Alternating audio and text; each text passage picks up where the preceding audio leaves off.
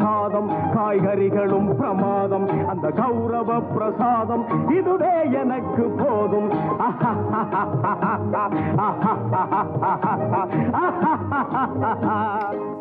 Hi friends, welcome to Alees Darbar. இந்த நாள் இனிய நாளாக அமைய வாழ்த்துக்கள்.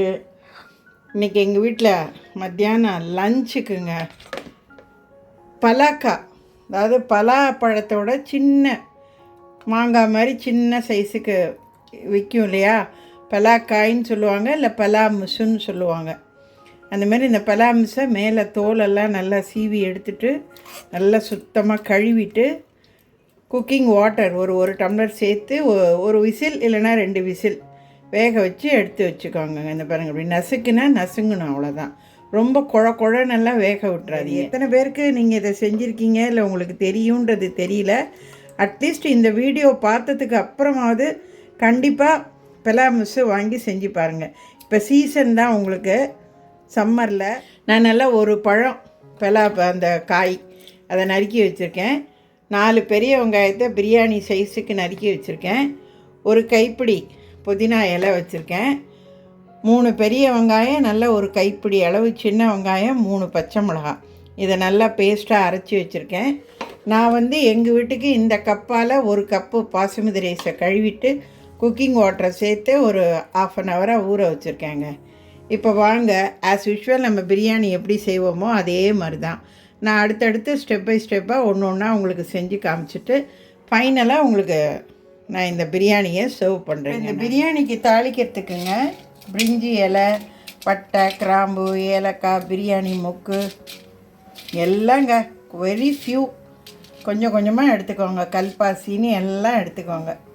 இது அப்படியே இப்போ 1 டேபிள் ஸ்பூன் நெய், 1 டேபிள் ஸ்பூன் குக்கிங் ஆயில் சேர்த்துருக்கேங்க. இப்போ இது எண்ணெய் சூடானதும் இதை இதில் சேர்த்துருங்க. இது கொஞ்சம் வெடிச்சதுக்கப்புறம் நம்ம இந்த நறுக்கி வச்சுருக்கிற வெங்காயத்தை இதோட ஆட் பண்ணி வதக்கலாங்க. நம்ம இப்போ இந்த வெங்காயம் வதங்கும் போதேங்க 1 டேபிள் ஸ்பூன் இஞ்சி பூண்டு பேஸ்ட்டை சேர்த்துட்டு இந்த பிரியாணிக்கு போடுற உப்பில் ஒரு 1/4 ஒரு டீஸ்பூனோ 2 டீஸ்பூனோ உப்பை சேர்த்து வதக்குங்க. அப்போ தான் வெங்காயம் சீக்கிரம் நல்லா வதங்கும். இந்த உப்பு போடுறத ஞாபகம் வச்சுக்கிட்டு அப்புறமா பிரியாணிக்கு உப்பு சேர்க்குறத பார்த்து சேர்த்துக்கோங்க. இந்த வெங்காயம் நல்லா வதங்கினதுங்க ஒரு கைப்பிடி அளவு புதினாவை நல்லா அலசி மண்ணுன்னு இல்லாமல் சுத்தம் பண்ணிவிட்டு இதோட சேர்த்து ஒரு ஃபியூ செகண்ட்ஸ் வதக்கிட்டுங்க.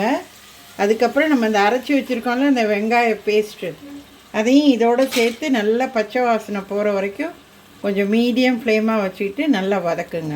நம்ம எந்த கப்பில் அரிசி எடுத்தோமாங்க அந்த கப்புலேயே 1.25 கப்புங்க தண்ணியும் எடுத்துக்கலாம், இல்லை தேங்காய் பாலும் எடுத்துக்கலாம். 2ல் ஏதாவது ஒன்று சூஸ் பண்ணிக்காங்க. நான் வெறும் தண்ணி தான் யூஸ் பண்ணியிருக்கேன்.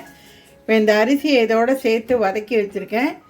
தண்ணியை கொதிக்க வச்சு இதோடு சேர்த்து ஊற்றிட்டு இதுக்கு தேவையான உப்பு, 1 டேபிள் ஸ்பூன் நெய்யுங்க சேர்த்துட்டு ஒரு சின்ன மீடியம் சைஸு எலுமிச்சம்பழ ஜூஸை இதோடு ஆட் பண்ணிவிட்டு அப்படியே பிரியாணியை தம் பண்ணி இறக்கிட வேண்டியதாங்க. நான் அடுத்த ஸ்டெப்பும் காட்டுறேன் உங்களுக்கு. பாருங்கங்க, எல்லாம் சேர்த்துட்டேன். இந்த பலாக்காயும் இதோடையே சேர்த்துட்டேன். இந்த நேரத்தில் கொஞ்சம் இந்த தண்ணி எடுத்து டேஸ்ட் பண்ணி பாருங்கள், உப்பு சரியாக இருக்கா என்னன்னு சொல்லிட்டு. இதில் காரம் வெறும் பச்சை மிளகா மட்டும்தாங்க, வேறு எதுவும் கிடையாது. மஞ்சத்தூள் சேர்க்கக்கூடாது, கரம் மசாலா அது இது எதுவும் சேர்க்கக்கூடாது. வெறும் இஞ்சி பூண்டு பேஸ்ட்டு, வெங்காயம், அவ்வளோதாங்க, வேறு எதுவும் கிடையாது. அவ்வளோதாங்க, எல்லாம் சேர்த்துட்டேன் நான். இதை இப்போ அப்படியே மூடியை போட்டு மூடி ஒரு 20 மினிட்ஸுங்க லோ ஃப்ளேமில், மீடியமும் ரொம்ப இல்லாமல் ரொம்பவும் லோ இல்லாமல் வச்சு ஒரு 20 மினிட்ஸ் அப்படியே தம் பண்ணுங்கங்க. இப்போ பாருங்கங்க, நல்லா சூப்பராக சாதம் வெந்துருச்சு பாருங்கள், அருமையாக. நான் ஒரு டேபிள் ஸ்பூன் நெய் இதில் சேர்த்துருக்கேங்க.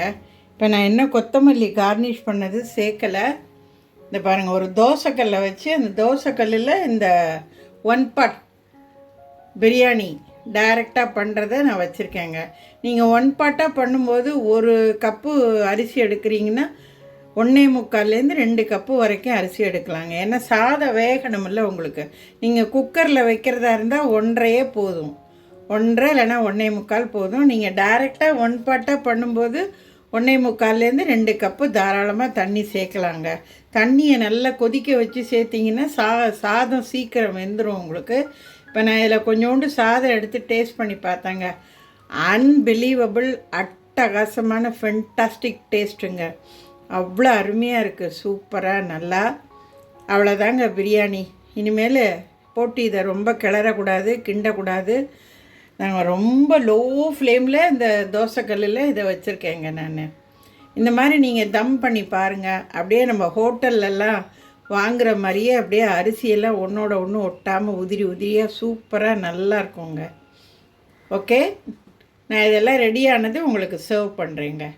என்னங்க, நல்ல அருமையான அட்டகாசமான சூப்பரான பெலாமுசு பிரியாணிங்க. ஐயோ, டேஸ்ட்டு சும்மா அள்ளுதுங்க, அப்படியே அட்டகாசமாக இருக்குது நல்லா. இதை பாருங்கள், இதுதான் இந்த பெலாமுசுங்கிறது. இங்கே பாருங்கள், இதை அப்படியே சாதத்தோடு அப்படியே சேர்த்து வச்சு சாப்பிடுங்க. பா, ரொம்ப நல்லா இருக்குங்க. இன்றைக்கி எங்கள் வீட்டில் லன்ச் மெனு இந்த பெலாக்கா பிரியாணி, தயிர் சாதம், புதினா துவையல், நேந்திரங்காய் சிப்ஸுங்க. போதுமாங்க? அருமையாக இருக்குங்க, அட்டகாசமாக. உங்களுக்கும் இந்த ரெசிபி பிடிச்சிருக்குன்னு நினைக்கிறேன். நீங்களும் இதை விரும்புவீங்கன்னு நினைக்கிறேன்.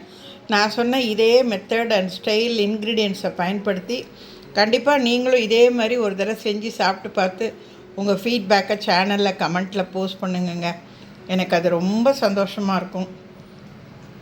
சூப்பராக இருக்குங்க. இதெல்லாம் சீசனில் தான் நம்ம செய்ய முடியும். எல்லா நாள்லேயும் இதை நம்ம செய்ய முடியாது. ரொம்ப ரொம்ப மைல்டான ஸ்பைசியோட அதே சமயத்தில் நல்ல டேஸ்ட்டாக ரிச்சான ஒரு பிரியாணிங்க. நம்ம வீட்டில் ஏதாவது ஒரு ஃபங்க்ஷனுக்கு கூட இதை நம்ம செஞ்சு சாப்பிட்லாங்க. அட்டகாசமாக இருக்குங்க. எனக்கு நல்லா சப்போர்ட் பண்ணுங்கள். என் சேனலை சப்ஸ்கிரைப் பண்ணுங்கள். ப்ளேலிஸ்ட்டை செக் பண்ணி உங்களுக்கு பிடித்தமானதை செஞ்சு சாப்பிடுங்க. Have it. Emmy. See you next. Bye-bye.